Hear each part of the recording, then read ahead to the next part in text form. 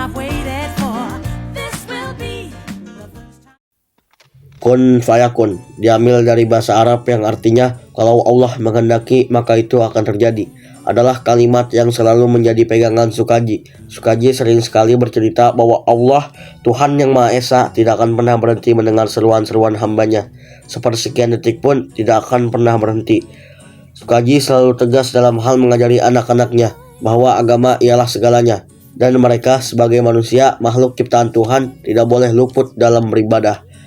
Karena Sukaji sendiri tidak pernah lelah ketika harus bertekuk lutut di atas sajadah. Raffi Sarta, anak sulung dari Sukaji, tumbuh dengan menjalani hidup sangat jauh berbeda. Jika harus dibandingkan dengan sang ayah, Sarta tidak pernah ikut mengaji ketika anak-anak lain sudah khatam. Ibunya, Aisyah, bahkan mengaku kepada Sukaji bahwa ia hampir tidak pernah mencuci peci milik Sarta, yang artinya Sarta jarang menggunakannya. Sarta pernah bercerita kepada teman-temannya, kala itu saat sedang sibuk kegiatan lokal bertani, anak dengan rambut keriting yang akrab dipanggil Muhammad bertanya kepada Sarta, mengapa ia jarang sekali bermain seusai salat zuhur, padahal Muhammad dengan anak-anak lainnya selalu menyediakan sajadah tambahan untuk Sarta seandainya ia datang tiba-tiba. Namun nihil, Sarta tidak pernah muncul, bahkan sekalipun. Sarta akhirnya menjawab, Matt, kalau saya ikut salat, bisa-bisa kemarau besoknya. Muhammad terkikik mendengar sautan temannya. Ia kembali bertanya, Lalu kalau amit-amit bapak nggak ada, siapa yang jadi imam? Ibumu toh? siapa sangka lelucon yang dilontarkan Muhammad justru menjadi alasan seorang Sarta sholat pada malamnya. Muhammad pulang dengan keadaan bercak merah di ujung hidung. Ketika ditanya, awalnya ia enggan menjawab, namun akhirnya dengan suara pelan dan mata nyaris basah, ia menyebut nama Sarta sebagai penyebabnya. Dengan terburu-buru, Ibu Ningsi yang dikenal tegas dan tajam lidah di kampung sontak keluar rumah. Ia berjalan cepat di jalan tanah, menanyakan keberadaan Sarta pada siapapun yang ia temui, sambil mengatakan bahwa Sarta adalah titisan setan karena tidak tahu tata krama. Maryam, adik Sarta, tak sengaja mendengar desas-desus tersebut. Ia semula sedang membantu pamannya berdagang, segera berlari pulang untuk memberitahu seisi rumah kalau sepertinya kakaknya telah melakukan kesalahan lagi. Bapak Sukaji baru saja pulang dari ladang di kampung Kubang, tempat ia menanam padi untuk tuan tanah Belanda.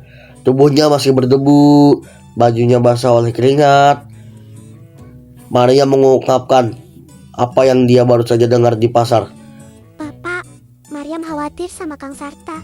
Kayaknya ada buat salah sama Ibu Ningsi. Bapak hanya bisa menghela nafas, kemudian menatap ibu dengan letih di kedua netranya. Yang ini biar Kule yang urus. Dan benar, ketika azan terdengar dari surau ujung kampung, Sukaji segera mengambil peci lusuh milik anak lelakinya. Ia berjalan pelan di jalan setapak yang lembab, menemukan Sarta yang sedang duduk di tepi sungai, tak jauh dari rumah. Sarta sepertinya sudah menyadari situasi yang akan ia hadapi, sehingga ia memutuskan untuk tidak pulang. Awalnya, berlari dari masalah adalah keahlian Sarta, pikirnya kala itu. Sekilas ia melihat ada pantulan dirinya di raga Sarta. Dirinya kala dulu polos dan naif. Sukaji tahu betul watak kedua anaknya, maka dari itu ia berani mengajari mereka dengan cara tegas. Karena Sukaji percaya, baik Sarta maupun Maryam mereka sama, bagaikan kertas yang mudah sobek, bahkan dengan hanya setes air. Sarta yang menyadari kehadiran sang ayah, segera berjalan untuk mencium kedua tangan ayahnya, diikuti dengan kata maaf karena telah mencorengkan nama baik dirinya. Bapak hanya terdiam kemudian menjawab, Bukan sama Bapak, kamu minta maafnya. Ayo sholat dulu. Untuk pertama kalinya, seorang Raffi Sarta kembali bersujud. Gerakannya kaku, tapi nafasnya gemetar. Di sebelahnya, ayahnya ikut sholat tanpa berkata-kata. Ketika sudah selesai, ia berjalan perlahan di sebelah bapaknya. Kemudian pulang dengan disambut harumnya sepiring nasi yang sudah disiapkan Maryam. Berbeda dengan Sarta, Maryam merupakan anak yang patuh, sangat patuh, tidak banyak mengeluh. Begitulah ciri khas anak perempuan Sukaji. Kang Sarta sama Bapak, jangan lupa cuci tangan Jangan ya, sebelum pegang nasi. Dan untuk sesaat, rumah kecil itu terasa tentram. Seolah dunia luar dengan segala pajak dan pengawasan Belanda berhenti sejenak di luar pintu. Malam itu, angin terasa berat. Suara kentongan terdengar 2 kali. Tanda ada orang asing lewat kampung. Maryam buru-buru mematikan lampu minyak di dapur. Sukaji masih duduk di teras memandangi jalan yang gelap. Ada kabar dari pasar. Katanya, serdadu Belanda mulai datang dari anyar mereka cari orang-orang yang gak mau setor panen. Sukaji menatap Sarta. Lampu minyak menyorot wajah mereka setengah gelap. Kang Sarta, hidup ini gak cuma soal sawah atau sholat. Kadang Tuhan kasih jalan yang gak kita duga. Ucap Sukaji. Sarta menoleh setengah nyengir. Bapak percaya sama Tuhan. Sukaji menghela nafas, matanya menatap serius. Kalau Bapak gak percaya sama Allah, mungkin Bapak udah mati dari lama, Kang. Sarta tersenyum nakal mengangkat bahu. Bisa jadi, karena Bapak belum capek sama Tuhan. Sukaji tersenyum tipis, menepuk kepala Sarta lembut. Kadang, Nak, Tuhan memang kasih ujian kecil. Tapi percayalah, semuanya ada maksudnya. Beberapa hari terakhir, Sarta mulai memperhatikan sesuatu. Ayahnya sering pulang lebih malam dari biasanya. Kadang ketika ia baru selesai menyiangi sawah, Sukaji baru muncul di teras. Wajahnya letih, tapi mata tetap waspada. Kenapa Bapak pulang malam terus ya? Guman Sarta sendiri suatu malam menatap ayahnya yang berjalan perlahan di jalan setapak. Ada apa sih? Maryam yang ikut menata dapur mengangkat alis, diam-diam khawatir. Tapi Sarta hanya tersenyum tipis, pura-pura santai.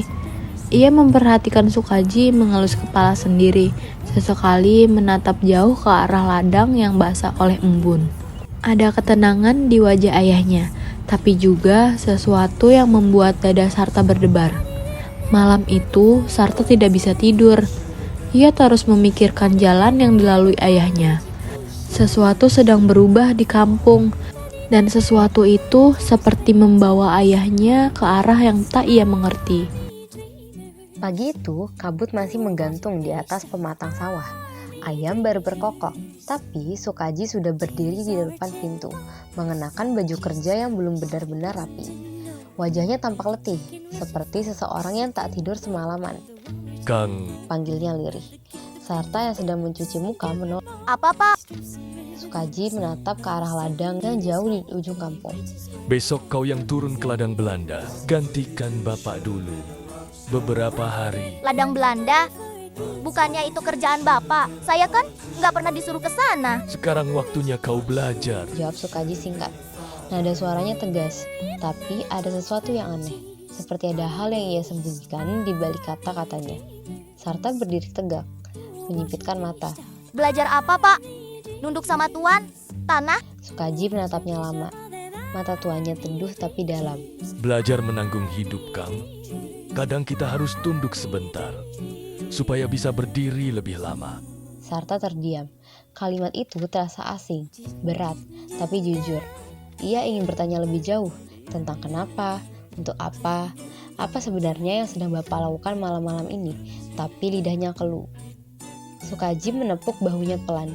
Jaga ibu, jaga rumah.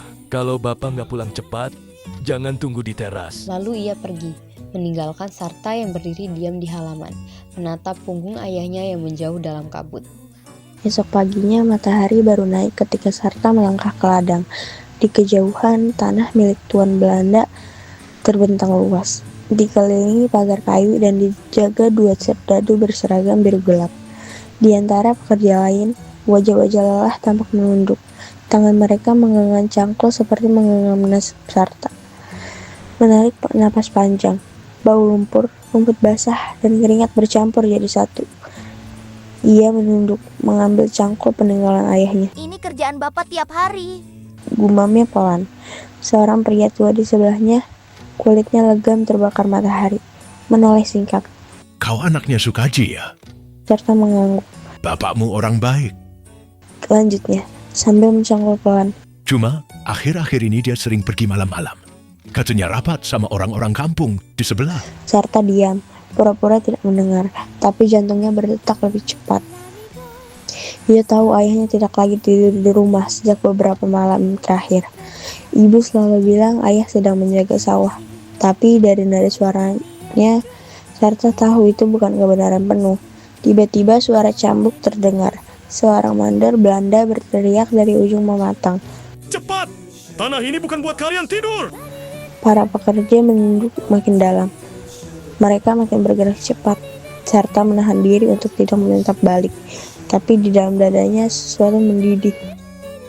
Ia melihat pemuda di seberang sekitar sebaya dengannya jatuh karena kelelahan. Mandor mendekat dan memandangnya tanpa belas kasihan, serta menggempalkan tangan. Bapak kerja di tempat begini setiap hari? Bisiknya lagi. Tanpa sadar matanya menatap langit dalam hati. Ia merasa Tuhan sedang menatap balik dingin dan jauh. Sore mulai turun, langit kelabu. Sawah perlahan tenggelam dalam bayangan. Para pekerja satu persatu pulang. Tapi Sarta masih berdiri di pematang. Tangan dan bajunya penuh lumpur. Ia menatap tanah di bawah kakinya, lalu ke langit yang kosong. Jadi, ini kerjaan yang kau kasih ya? Tanya pelan, tapi penuh getar. Orang-orang di sini kerja sampai badan hancur, cuma buat kenyang sehari, Bapak. Tiap hari nyembah, sujud. Tapi apa yang kau kasih balik, Tuhan? Suaranya meninggi. Angin diam seolah mendengar. Katanya, kau maha adil, maha penyayang mana? Lihat, mereka dipukul cuma karena lambat. Orang lapar masih disuruh bersyukur. Kalau itu bukan kejam, apa namanya? Ia melempar cangkulnya ke lumpur, napasnya berat. Tuhan cuma disembah sama orang yang kuat. Yang lemah cuma jadi bahan uji. Sarta tertawa kecil, getir. Suaranya pecah di udara lembab sore itu. Kalau kau ada, tunjukin dong. Bikin hujan berhenti, bikin Belanda lenyap, bikin Bapak pulang malam ini. Hening. Hanya suara jangkrik dari kejauhan, serta menunduk, lututnya melemas. Ada lumpur di pipinya atau mungkin air mata yang bercampur tanah.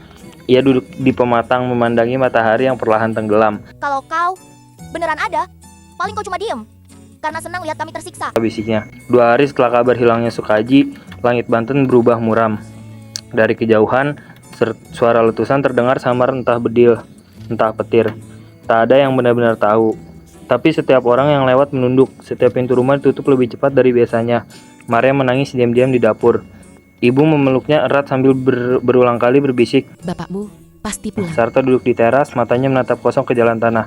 Sampai akhirnya suara derap kaki kuda terdengar. Buka pintu! Bentakan keras menggema, membuat burung-burung berhamburan dari pohon kelapa. Beberapa serdadu Belanda datang bersama seorang penerjemah pribumi. Mereka berlangsung menendang pintu tanpa menunggu jawaban. Mana Sukaji? Suara sang penerjemah menggema. Ibu gemetar. Suamiku belum pulang dari ladang. Dari ladang? Si penerjemah menatapnya tajam. Atau dari rapat diserang? Sarta berdiri menahan amarah. Bapak saya orang baik, dia nggak ikuti. Tamparan datang lebih dulu dari kata. Serdadu Belanda menarik kerah bajunya dan menodongkan senapan. Kalau berani bohong, satu kampung ikut dibakar. Ucap sang penerjemah datar. Maria menjerit, ibu jatuh bersimpuh. Sarta menatap mata serdadu bawahnya kuat-kuat seperti berusaha menahan bumi agar tak runtuh. Ketika mereka pergi, debu berterbangan, meninggalkan rumah yang porak-poranda. Sarta duduk di tanah, wajahnya yang penuh keringat dan debu. Dalam hatinya, kemarahan yang dulu ia tunjukkan pada Tuhan kini berubah bentuk. Bukan lagi karena ia diam, tapi karena dunia manusia telah kehilangan arah. Sejak hari itu, malam-malam di rumah Sukaji terasa panjang. Setiap habis sholat Isya, Sarta selalu duduk di teras menghadap jalan tanah yang gelap. Ia menaruh peci tua milik bapaknya di pangkuan, sambil menatap jauh ke arah ladang. Angin malam membawa suara jangkrik, juga kenangan tentang suara tawa Sukaji, tentang nasihat yang dulu ia baikkan. Ibu dan Mariam sudah berulang kali menyuruhnya tidur lebih awal, tapi Sarta selalu menjawab pelan. Bapak mungkin pulang malam ini. Dan setiap kali ia bilang begitu, Mariam cuma diam. Kadang diam-diam, ia ikut duduk di tepi pintu, menatap kakaknya yang tak lagi sama.